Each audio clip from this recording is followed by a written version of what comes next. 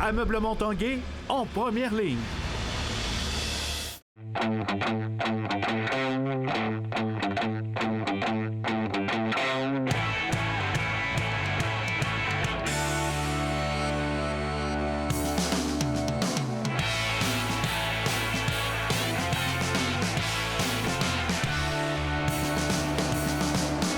Bon mercredi, bienvenue à l'Esprit sportif. Un peu plus tard dans l'émission, on vous présente l'une des nombreuses écoles de hockey dans la grande région de Québec. Mais d'abord, on parle course automobile, alors que ce samedi, à Pont-Rouge, débarque la toute nouvelle série québécoise, la série McGregor Off-Road. En vedette, des camions, des côte-à-côte et également des VTT sur une piste qui a été aménagée pour l'occasion dans le rang Enfant Jésus à Pont-Rouge. Reportage.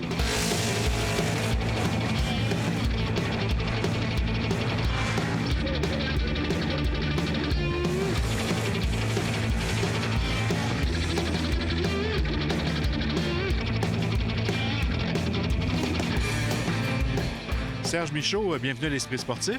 Bonjour. On parle de course off-road. Vous avez parti cette année, nouvelle série. Qu'est-ce que c'est?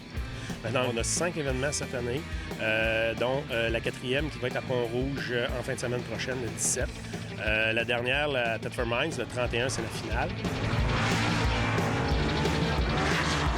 C'est parti comment, cette série-là? Vous avez fondé cette série-là? Dans le fond, j'ai commencé comme courseur. L'an dernier, j'ai coursé en Ontario, j'ai coursé aux États-Unis. J'étais allé faire le championnat du monde dans le Wisconsin. Puis, j'ai tellement aimé l'expérience qu'avec mon frère, on a décidé de fabriquer d'autres camions. Puis, en fin de semaine, on va avoir 4 ou 5 camions disponibles là, pour la course.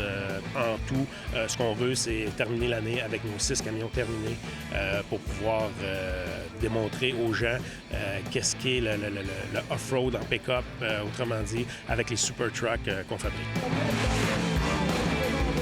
Je reviens sur la fabrication du véhicule. Vous le faites ici au Québec du début à la fin. Exactement. Dans le fond, tout ce qui est fabrication tubulaire et tout ce qui est carrosserie, si vous voulez, là, sur le véhicule, c'est fabriqué ici. Puis même les moteurs sont fabriqués à Rivière-du-Loup. Qu'est-ce qu'on a comme spectacle? Dans le fond, ce que vous avez des pistes d'environ 1,2, 1,3 km avec des sauts. C'est des sauts en longueur. Les camions peuvent sauter jusqu'à 100 pieds de longueur. La vitesse peut aller jusqu'à 160 km/h sur ces pistes-là. Notre but, c'est vraiment de faire un spectacle. Et on n'a pas juste nos super trucks, on a aussi les side-by-side, on a aussi les côte-à-côte qui sont présents et les quads qui sont présents aussi à chacun des événements. Vous allez avoir environ entre 50 et 100 coureurs pendant toute la journée qui vont vous démontrer, qui vont vous amener à des vitesses extrêmes hors route et avec des sauts là, jusqu'à 100 pieds de longueur.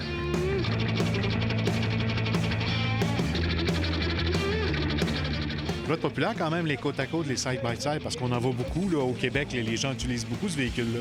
Mais dans le fond, c'est un sport que je vous disais qui commence au Québec, même si beaucoup de gens non, mais pour la course, vraiment, là, on est à un début là, dans ce type de course-là.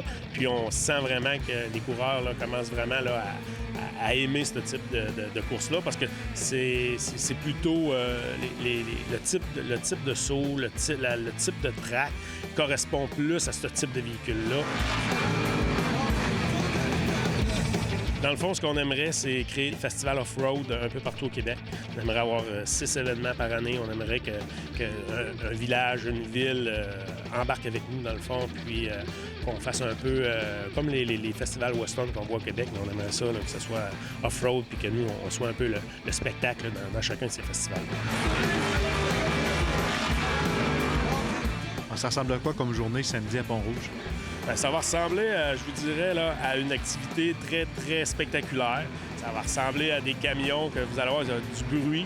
Vous allez avoir vraiment des compétiteurs qui sont agressifs. Puis vous allez avoir tout un spectacle, je vous le garantis.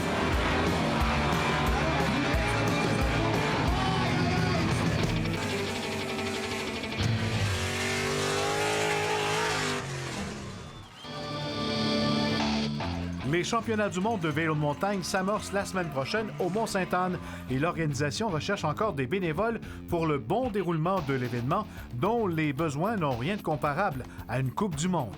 On parle de 5 jours en Coupe du monde, là, on parle de 11 jours en Championnat du monde, puis les bénévoles, bien, c'est la même chose, 500 environ en Coupe du monde, et là, c'est 1400 bénévoles qu'on a besoin. Alors, on en a déjà 1200 qui ont répondu à l'appel, c'est très bien, mais le 200 qui nous manque, là, je dois quand même, sans être trop alarmiste, dire qu'il y a des moments clés où il nous en manque, spécifiquement le 29 et le 30, et ça fait qu'il y a des compétitions qui pourraient ne pas partir si on n'a pas ces gens-là. Alors, ceux qui nous écoutez, là, si vous avez envie de faire une différence, vous allez vraiment faire une différence.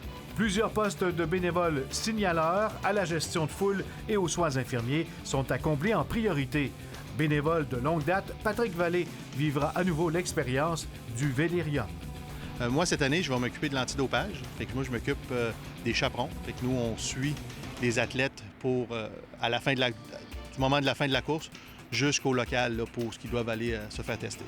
On est tout près des athlètes, fait surtout des événements comme de course qu'on ne voit pas trop souvent en ville. Fait que c'est le fun, là, on est vraiment dans l'action, on voit les coureurs de proche, tout le monde est accessible. Donc, écoutez, écrivez-nous sur bénévole avec un S, étant donné qu'on en a besoin de beaucoup. Donc, bénévole@gestev.com. Restez là après la pause, l'école de hockey Explode Performance.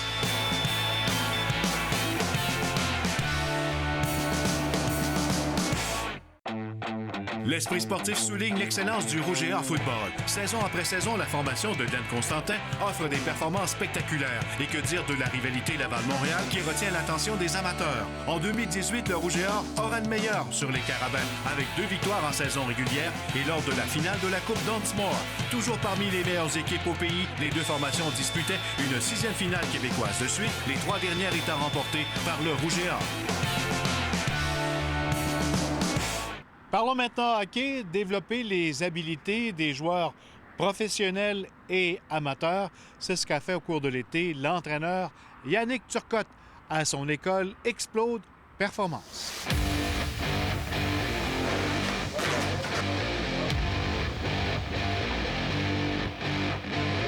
Explode Performance, un concept qui est parti comment? Écoute, les gars cherchaient de la glace, là, vraiment. Je parle des gars, je parle des professionnels, là, niveau East Coast, Ligue américaine, puis les gars qui jouent en Europe, qui jouent en Suisse, jouent en France, cherchaient de la glace pour vraiment aller chercher de l'extra durant l'été au lieu de jouer des games de ligue de garage comme ça.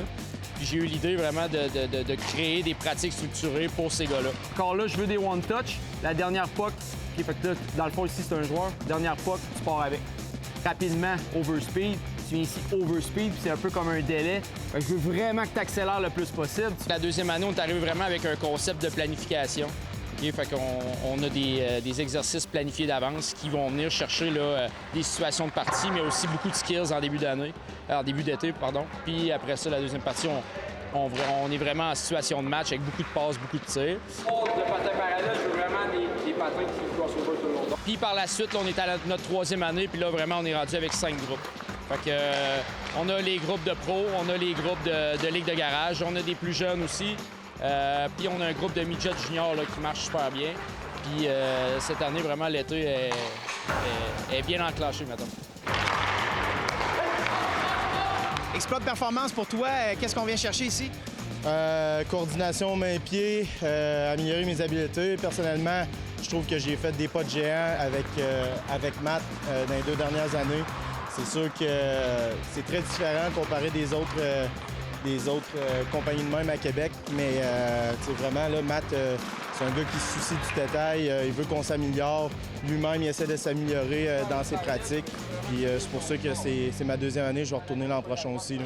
Tu reviens ici, passe, attaque le net, fais un mot, viens prendre ta shot. Après ton entraînement hors glace, tu viens ici, pratique avec Matt, il y a des bons drills juste pour améliorer toutes les petites saveurs qui vont autour de la game. Puis les gars ont du fun, on vient s'améliorer ensemble, puis on se pousse, fait que c'est ça qui importe. J'ai Kevin Roy qui vient justement de signer avec les Panthers de la Floride, qui a joué en partie dans la Ligue américaine l'année passée, un peu dans la Ligue nationale avec les Ducks d'Anaheim. J'ai un goaler comme Maxime Lagacé qui vient de signer avec les Bruins aussi. J'ai des très bons joueurs qui jouent en Europe. Tommy Giroux qui m'aide beaucoup aussi comme entraîneur. Il vient entraîner avec les adultes puis les plus jeunes. Lui, il joue en France, Ligue Magnus. J'ai Jonathan Tyson qui est premier scoreur depuis 3 ans en Suisse, la Ligue nationale Suisse B là-bas. J'ai des gars aussi juniors majeurs comme David Noël, là, qui est le capitaine des Foreurs. C'est beaucoup de choses qu'on ne travaille pas nécessairement durant la saison. Tu sais, c'est beaucoup d'individuels, c'est beaucoup de tactique, mettons, jeu de pied, mobilité, les skills, tout ce qui est avec les mains, manuel rondelle.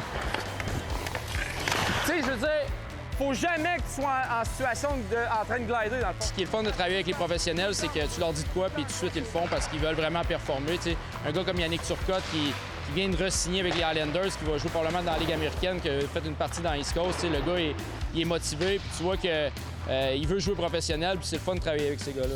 Une fois que ça c'est fait, remonte rapidement, je te donne une deuxième puck. C'est ton approche à toi, ton concept?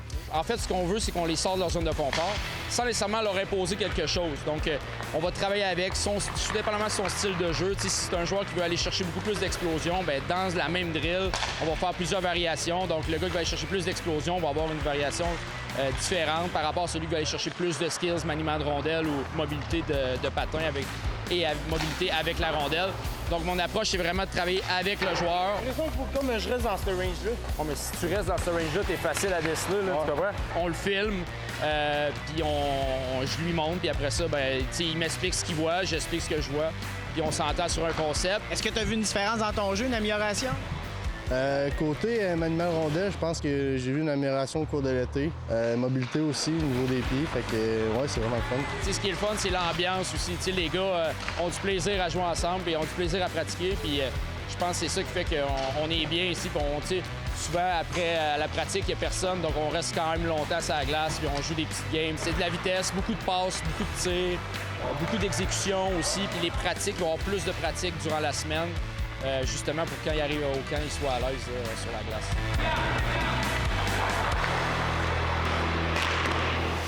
Voilà qui complète l'esprit sportif pour aujourd'hui. Soyez là demain, même heure. Bye bye tout le monde.